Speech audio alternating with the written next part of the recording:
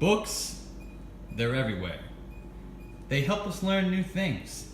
They give us great knowledge, and it helps teach the history of the world's very troubled past. You can buy them anywhere. You can buy them online. You could rent them at a bookstore. You can go down to the Salvation Army, get some. Books are practically everywhere, but it's not a lot of books of the likes of this.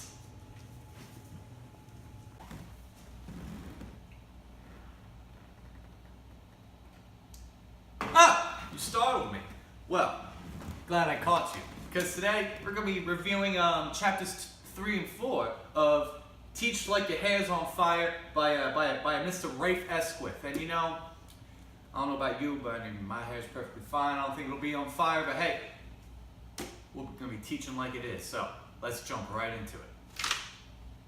Now, first off, let me say that I don't always agree with everything that Mr. Esquith has written in here, and we will get to that in good time. But let me start by saying some of the things I do really agree with that. And for his third chapter is called Reading for Life. So, with this, one of the things I liked a lot about what his chapter said was that how you can make such a personal connection with reading, you know, either by yourself or maybe with a family member. In fact, I have a personal connection of me and my dad. We were sitting down and we were reading Diary of a Wimpy Kid together. And you know, him and I, we both greatly enjoyed that book. Wow, Dad. Thanks for reading Diary of a Wimpy Kid with me. I really appreciate that we can both experience the joys of literature together. Yeah, it's a good book. I got something to tell you, bud. What, Dad? I ain't your dad. And that ain't your mom. We're living in a simulation. Dad? Mom?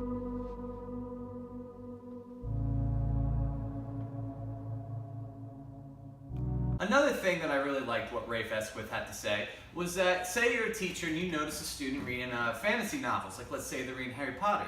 It's a good idea to also slide in Percy Jackson, maybe Chronicles of Narnia, maybe even Harry Potter prequels, Fantastical Beasts, depending on what year you're watching this video and when you might be teaching. So, you know, to that, I think, you know, it's a great thing because, say, they never would have found those books before. So it's a pretty, you know, it's a pretty good way for a teacher and student to build rapport based off of literature because they might have never even found those books in the first place. Now, another thing I also liked about what Rafe had to say was in chapter 4 of his, well, simply titled, Writing. So for chapter 4, he talks about an idea called the Young Authors Club, and that to me I thought was brilliant. Basically what it does is it's a club for students who really enjoy writing, really enjoy literature, and they can create their own books of any type. This project started at the 80s in this school. Unfortunately, it was discontinued after budget cuts and stuff like that, but I think for any school, I think if any of you watching are interested in English, any type of literature, then I think that it would be a great idea if you, I don't know, maybe say 2-3 years into teaching, when you're getting well, you're feeling comfortable, to maybe pitch the idea of a Young Authors Club if the school hasn't created it, or even just a creative writing course. I know I did, and well, my teacher did, and I was one of the first people to join that course. I thought it was a really excellent course, and it was a really fun time. However, with any author, with any book, with any person, there are comments, questions, comments, concerns, stuff that you might not understand or, you know, might not really think was the, or really just might not even agree with the writing.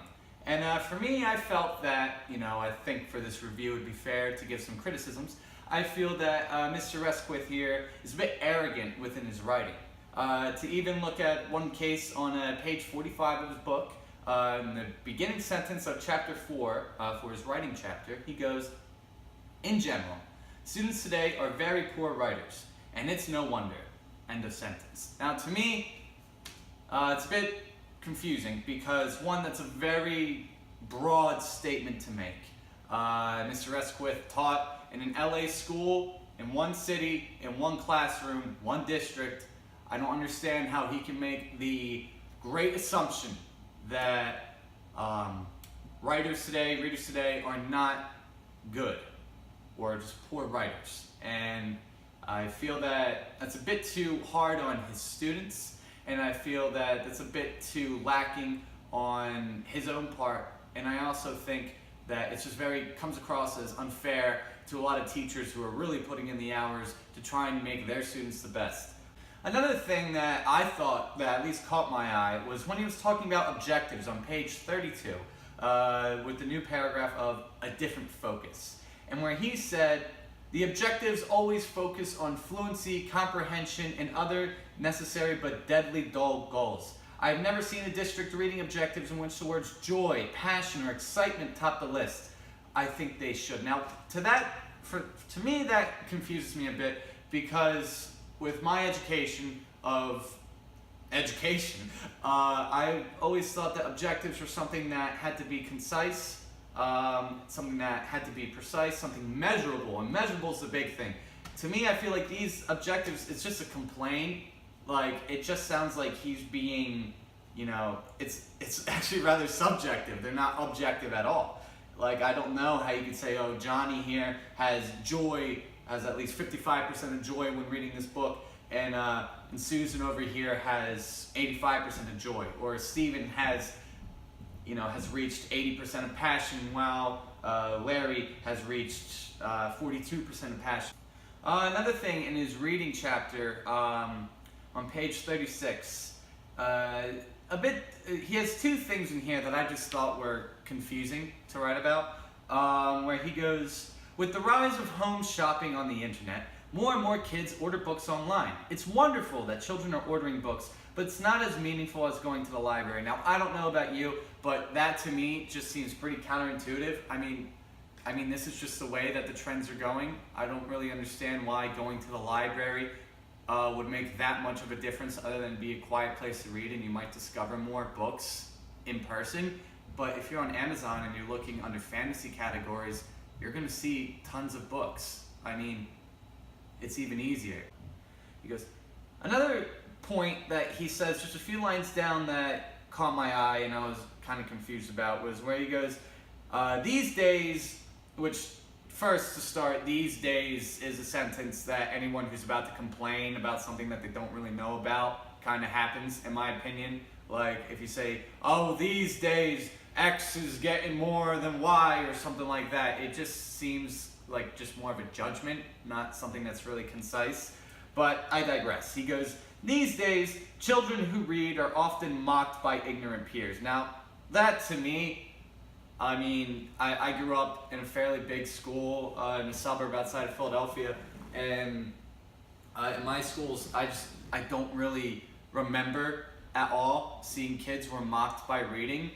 It would be more so if they weren't talking to other people, but it was never just the fact that they were reading. That to me, it sounds kind of Hollywood, like something you'd see in a movie or a TV show. So, yeah, I don't really understand it. Okay, look at this guy over here, huh? Yo, fool, what are you doing right here, man? Oh, you're reading 2 books, huh? What, you think you're smart, huh? What, you think I'm ignorant just because I don't read? Trying to flex on ed majors with a Supreme hat, huh? Get that out of my face. Get that out of my face, bro.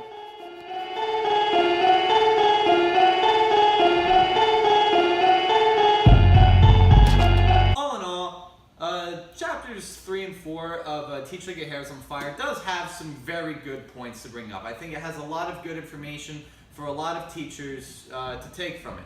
Now, take for Mr. Rafe Esquith as you will, but like I said, I think the criticisms of it are valid in my opinion. But I also think that he has a lot of good ideas within this book, and I think that, if you take some of his ideas and you put them in practice, you can still make a great impact on a lot of future students' lives.